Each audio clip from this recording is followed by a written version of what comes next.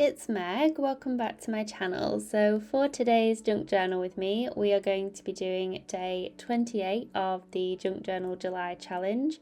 Today's prompt is stenciling, and I decided what better way to do stenciling than to make my own stencil. So I just grabbed some scrap cardboard here, and you're going to want something thin if you decide to do this. So the perfect things are like a cereal box, that kind of cardboard, so that you're easily able to cut through it. Now you could either trace over maybe some sort of pattern that you've got, or you could go a bit freestyle and do a drawing or something like that would lend itself to then being a stencil. I decided to keep mine pretty simple. I didn't want anything too intricate, so I decided to do a eucalyptus leaf type of pattern and then cut that out with at first my craft knife, but then I decided to come in with my smaller scissors because the edge of the cardboard was kind of going a bit like fluffy on the edges, and I really wanted a nice crisp line for a stencil in particular. So all I did was then cut out the middle of this, and as opposed to fussy cutting where sometimes if you do something wrong you'll end up with like a leaf that's been chopped off or something like that, it's a lot easier to do this when you know that you need everything in the center cutting out. So it was a pretty easy task. Like I said, I did do something that wasn't too intricate so that I didn't have to worry too much about all the small details. Of course, if you did something more detailed, it might take a bit longer as well, and I really wanted something that was quick and easy, and also a pattern that I could layer up and use in different ways. And I thought this larger element would be really nice as a background piece as well, and something that I could layer off the side of the page or on top of like different things. So it seemed like a really good option to do for this. And you'll see in a moment as well, I actually did a test stencil just on a scrap piece of paper, just to check that I'd got like the shape that I wanted and everything looked the way it should have, because if I'd missed a bit or maybe I wanted to round a corner more, then I could come in and do that before I went into my journal. And here I am mixing some acrylic paint with one of my inks. This is a Daler Rowney System 3 acrylic ink, and it's in the colour Burnt Sienna, which when mixed with white makes a really nice like pale orange, slightly pink tone. Like it's just a really nice warm colour, and I thought it would be something a bit different than the white that I've been using a lot, so I just wanted to make something that was a bit of a different colour but still a warm neutral. And so I just tested it there, as you can see on this scrap piece of paper, and I was pretty pleased with how it turned out.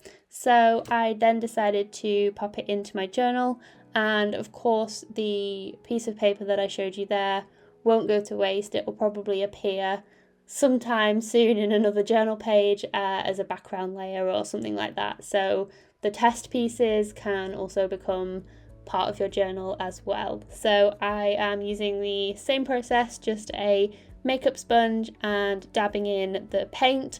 I'm applying it quite thickly because I wanted a little bit of texture to build up. Obviously it would take a bit longer to dry, but I quite like how that looks, and I'm really enjoying mixing a bit more like paint and mixed media things within this junk journal, as well as like the papers and collage, and seeing how they interact.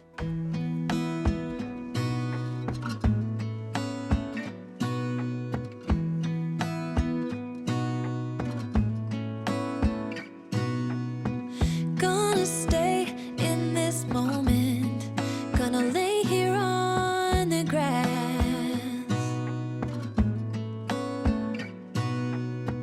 I don't need to feel lonely, I am finally home at last.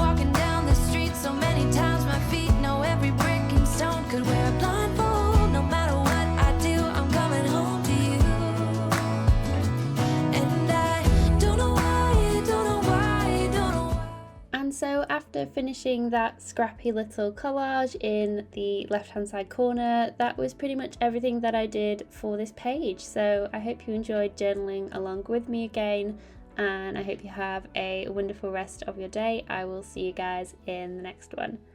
Bye guys!